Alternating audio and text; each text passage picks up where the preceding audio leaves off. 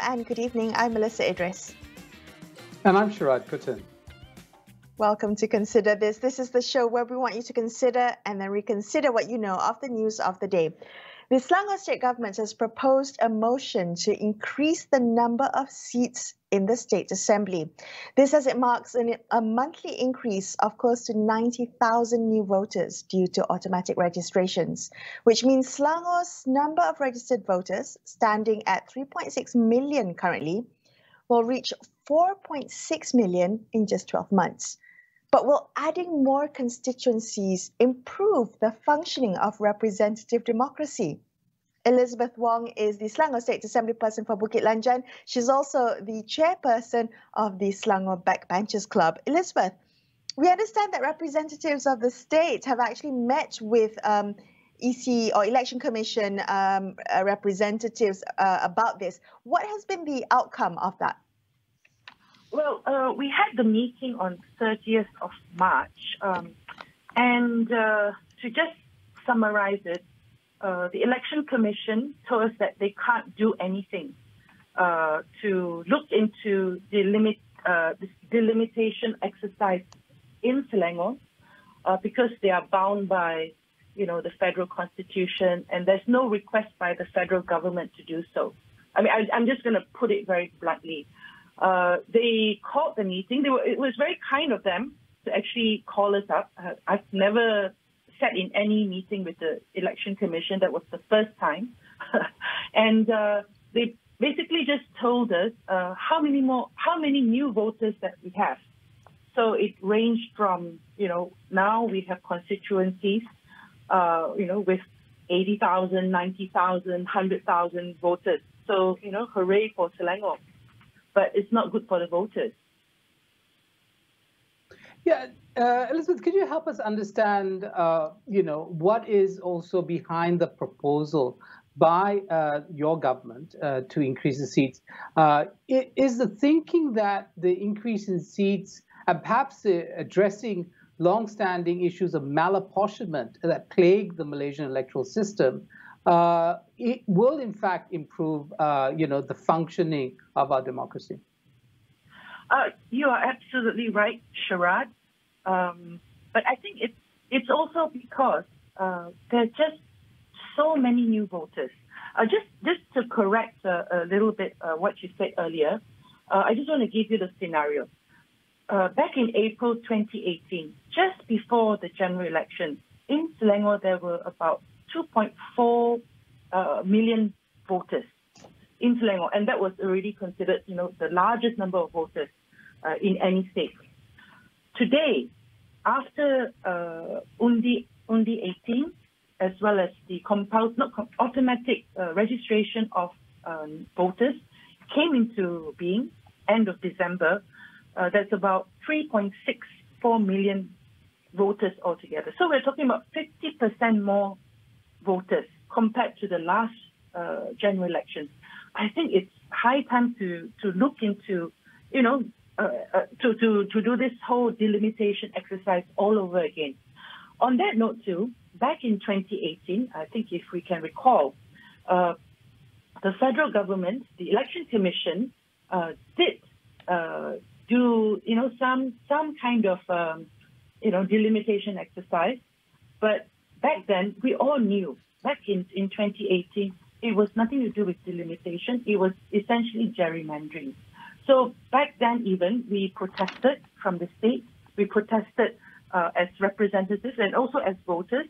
But it came to being, so all the different constituencies were cut up in Selangor back then. So today, it has become this huge monster whereby, we have constituencies with, more than 70,000, 80,000, 100,000 voters.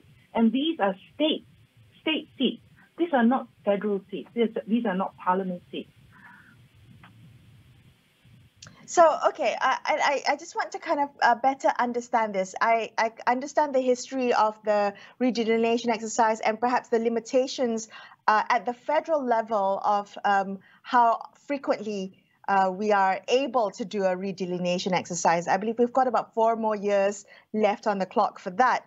But when it comes to the thinking, perhaps even in other countries, is the thinking that as populations grow, as a voter population grows, that assemblies, both state and at the federal level, assemblies and parliaments also need to grow correspondingly? That's right. You can increase the number of seats, or you can perhaps increase, say, the boundaries of the electoral seats.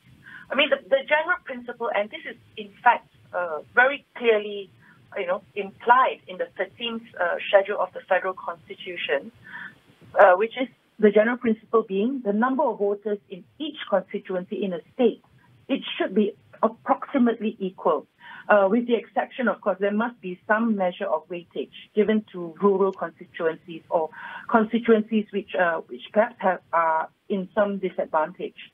I mean, that is the general principle. So today, we have seats where there are only 30,000 voters, and at the same time, we have seats which we call them city seats or urban seats with 110,000 voters, 117,000 voters. The largest constituency that we have in the whole country today is in Selangor. It's a state constituency called Kinrara. It includes Puchong and a few other places. So I think that is so stark. So when we brought up this issue with the Election Commission during our meeting, I did stress on this point that because Undi 18, Undi 18, and also this automatic registration of voters is something quite new and quite extraordinary. The EC should in fact be looking into how to manage this current situation. It's not business as usual like before. We cannot wait for another 4 years. Right, Elizabeth, we have a limited time left with you. Could you tell us what ideally you'd like to see? How many? What was the increase in seat numbers that you are looking at, and how would you address that disparity between the smallest seat and the largest seats, that the spread, as it were, of sizes? Well, what we proposed to the Election Commission during the meeting was that we asked them to draw out the boundaries for us. We are not even going to tell them what to do. But at the same time, if you can recall, our Menteri Besar did say that he's looking at between 10 to 15 new seats. This, I think, is the bare minimum. If I were in his position, I'll be looking for around 20 to 28 seats, because we are talking about a 50% increase of new voters in the state compared to the last general election. So that is how we come up with this number, 28 new seats. Whereas the Menteri Besar is saying, perhaps you don't need that many, but for sure there has to be some form of, redelineation happening in Selangor. All right. Thank you so much, Elizabeth, for joining us on the show today. Elizabeth Wong of the Selangor State Assembly person for Bukit Lanjan there. We're going to take a quick break on Consider This. We will be back with more. Stay tuned.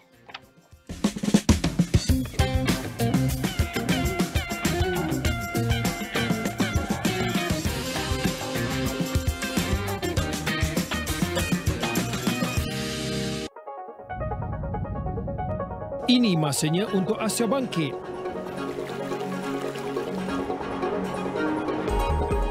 Kami bawakan diskusi mengenai pasca pandemik, pemulihan ekonomi, teknologi tinggi, perubahan iklim dan banyak lagi.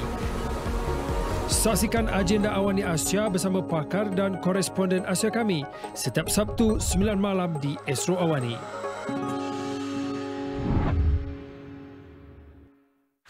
Ikuti petunjuk yang membawa kepada drama hebat on demand.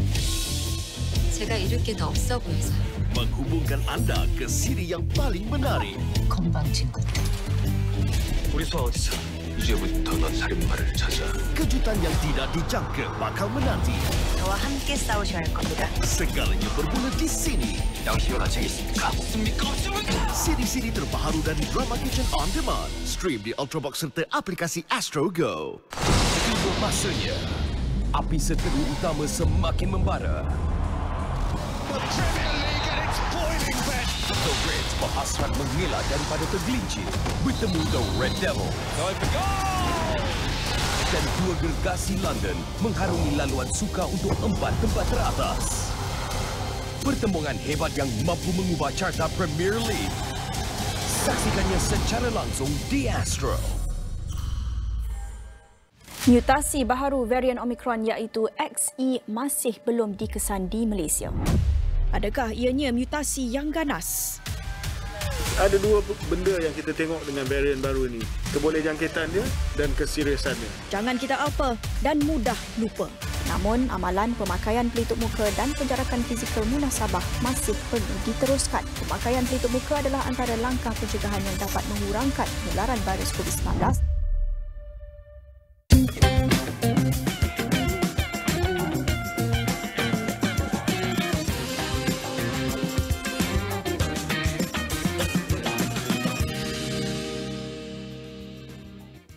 Hi, you're watching Consider This. I'm Melissa Idris. With me is Sharad Kutan. Let's continue our look at the Selangor State Assembly's proposal to increase the number of state seats. This, as the number of its voters continue to increase due to automatic registrations, is now the right time to talk about redelineation. Our next guest is Azri Arifin, committee member of with the Shah Alam division of UMNO. Azri, what are the challenges that an ADUN would face in the state constituencies of Shah Alam, for instance? Thanks, Melissa. Challenges, right? Well, that's a very good question, actually. Right. I'm sure that basically all elected state reps in Selangor would have a different kind of challenges, right? So, what the rakyat wants, for example, in Shah Alam, maybe differs to what the rakyat wants in Sabak Bernam. You know, I believe that the rakyat in Shah Alam, which we have, you know, we have everything here in Shah Alam. The infrastructures, the facilities, the people are professionals, you know, organized township, you know, would want more other than all these needs, such as, you know, like security. Maybe that's one of the things that they want. And sorry, Azri, can I ask you just to follow on Elizabeth's Melissa's question, which is the challenges that are faced when constituencies get too large, and this is the claim that, you know, with automatic voter registration, all constituencies or most constituencies in Selangor are, you know, doubling in size or increasing by 50% or so on. Is that a challenge for the representatives? That's a challenge. You know, go back to what the voters or the rakyat wants. Actually, if you ask me, basically what we want is to be near and to be serviced by the elected rep or ADUN or the member of parliament. You know, if the numbers is, I give you one good example in Shah Alam, where I live. In October 2021, the gazetted voters for the Dun Kota Anggrek is around 56,000. And compared to the new gazetted of the voters as of March 2020 is already 86,000. You know, is a whooping nearly 50,000 of voters increase drastically. You know, so as what you've been saying just now, I think 56,000 as of 2031 and 86,000 currently as of March. Do you think that the representatives, you know, will have all the challenges? I believe yes. Well, I understand what you're saying, that, you know, large constituencies present a challenge for elected representatives. Yes. But I also, what I'm hearing is that you're saying that there's not too many constituents to be serviced by an ADUN. And I think what is happening here is that we are misplacing the role of an ADUN as a service center. Correct. ADUNs are legislation, they make policy and legislation, and not to really to look at potholes and drains or to jump into polluted longkangs to fish out rubbish. That's really not the role of an ADUN, right? Yes, correct, Mel. He is totally correct on that. Are you in favor of the proposal to increase the number of seats in Selangor? Personally, yes. And what party would support it? Hello? Yeah, Yes. would UMNO and Barisan Nasional support an increase in seats at the state level? That question. I think we will support to increase the numbers of seats because the most important thing is to serve the rakyat. You know, if you have a large number of voters to be under you, then basically you can't actually go to every you know. You need a small scale so you can more present representative better in that sense, you know. Right. Well, you said that, 80,000, 90,000, that's a huge number for any constituency. Yes. When you look at Shah Alam, for instance, and the constituencies there, what would you consider a fair ratio, a sensible ratio? I think it's not fair. Total of 170,000, the whole parliament as compared to last quarter 2021, I think we need to break another dun. That's in my opinion. Okay. Okay. Right. So can I ask you, in terms of the criticism that's often been made that redelineation exercises have been very politicized, that they favor some parties over the other. This was true during the Barisan Nasional era. Critics said that. And I don't know if in being in opposition in Selangor, you fear that this exercise, or some members of your party fear that this exercise will also be done in a way that favor Pakatan Harapan, which is in power. How do you propose getting over the problem of politicizing or the politicization of the redelineation exercises? Yeah, if you ask me, basically, technically, yes, it will be favor to the ruling parties in that state because they would know that where actually they will be, what we call it, delineations, you know, which part that they're going to delimit it, the what we call the geographic and the demographic of the area. So it will be advantage for the ruling government, basically, the government in power during that time. But if in other words, what I can say is that any parties, the most important thing is to serve the rakyat. So if you have better numbers to serve the rakyat, I think most all the parties, the party will agree on this. Azri, thank you so much for joining us on the show tonight. Azri Arifin, committee member of the Shah Alam division of UMNO there. Another quick break. We will be back with more on Consider This, talking to Thomas Fan of Bersih. Stay tuned.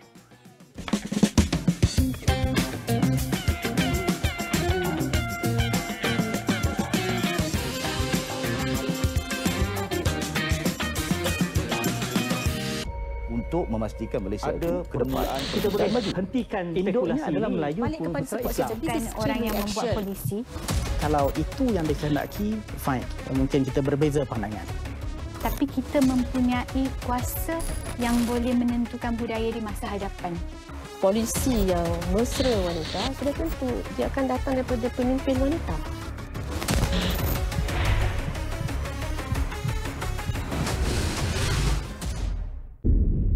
You kena lari. Mayu akan bunuh you. Kasih ibu yang tidak melindungi. Ayah nak tahu, dia sakit ke tak? Kalau kena jam kita macam mana? Nak mati sangat. Kalau memang you tak kena tangkap, you akan mati. Membawa luka suka diubati. Tolong Mama lepas jalan ni, Mama. Tolong jangan buat macam ni, Mama. Tak ada siapa pun datang selamat DJ tau. Ai Tangga setiap Khamis 9 malam di Astro dan Astro Go. Penantian kini telah berakhir. Tempoh 2 tahun adalah perkara paling sukar ditempuhi warga Malaysia. Saya macam teruja nak balik sebab border dia buka kan, saya macam ingatkan anak saya kan. Jangan kita leka dengan kelebihan ini. Ini sudah lagi tidak menunjukkan keterukan yang tinggi seperti varian-varian sebelumnya, tetapi ianya mudah berjangkit. Ikuti perkembangan terkini. Buletin Awani 12.30 hari.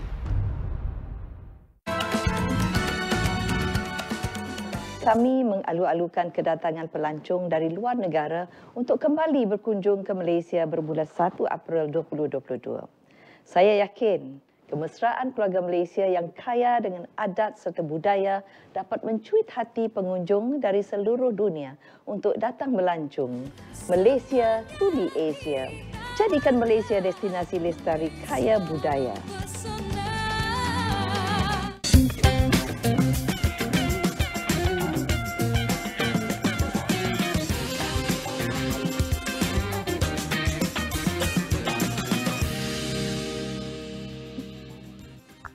Hi, thanks so much for staying with Shrad and I on Consider This. Thomas Fun joins us now. He's the chairperson of the Coalition for Clean and Fair Elections, better known as Bersih 2.0.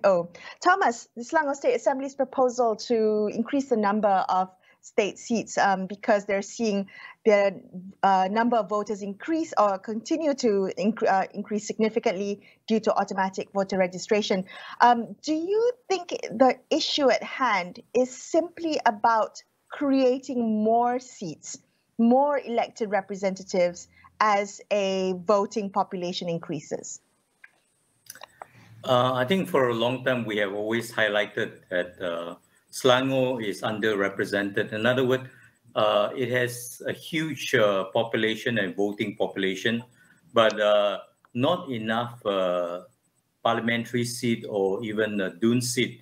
And we have suggested a couple of years ago that the seat be increased, primarily to trigger a redelineation exercise, because there's only a few ways you can trigger a delineation exercise. It's either the federal government amend Article 46 to increase parliamentary seat, which automatically will trigger the delineation for the state as well, or the state assembly, like in this case, trigger the delineation by increasing seat.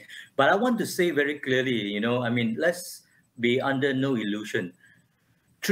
Increasing the seat in the Dun does not automatically guarantee that you will have a fair apportionment of the seats. In other words, the EC will do what they are supposed to do, because they have done it over the decades and they have never rectified the malapportionment that we see in Selangor.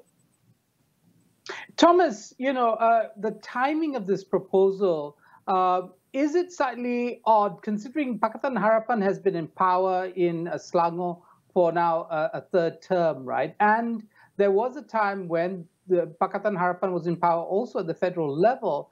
Shouldn't that have been the time when they did this, when they had a much more sympathetic year, and also the leadership of the Elections Commission had changed, presumably for the better? Did they miss the boat on this? Yes, there is a maximum time for delineation to take place under the Constitution, Article 113. It says that the EC can take up to 2 years to do a delineation. And if we are looking at doing a delineation in time for the next general election, then I would say quite likely it is a bit too late to do that. It is something that they should have done soon after the last delineation by EC, where they saw such a bad delineation done. Instead of bringing the size of the seat closer together in size, EC actually made it worse in some cases. The big seats became bigger. So now with automatic voter registration and Undi 18, what has happened? Just to take one example, the smallest seat in Selangor is N01, Sungai Air Tawar, and that one had 16,000 voters. Now after AVR and Undi 18, it has just under 20,000. Where else the largest seat, Kinrara, N30, had about 77,000 voters. Now is about 120,000. 120,000. So the difference between the smallest and the biggest is about 6 times. And this is how bad it is. And that's why we do need a delineation, but triggering increasing seat would not guarantee that this will be rectified. But Bersih has actually done a report for Selangor where we recommended that they amend the state constitution so that it provide a constraint on EC to do the delineation, and a mathematical constraint whereby EC would have to not violate the state constitution and achieve fair apportionment. And the same thing with gerrymandering. This is in our report that we have written to the Selangor state government a couple of years ago. And I think this is important, more important than increasing seat if you want to see fair representation. Right. Thomas, you pointed out that Selangor is underrepresented, but what about other states? And other state assemblies, might they also be looking at this? Because AVR and Undi 18 affects everyone, every state across the board. Are there other states that are also possibly affected by this, by having a dramatic increase in their voter population? Yes, on average with Undi 18 and AVR, on average we saw an increase of between 45% to 50% voters all across the board for every state. So states that are already badly malapportioned are states like Selangor, obviously, states like Johor, states like Perak. These are the states, and even Sarawak, they are the urban seats and the rural seats are badly malapportioned.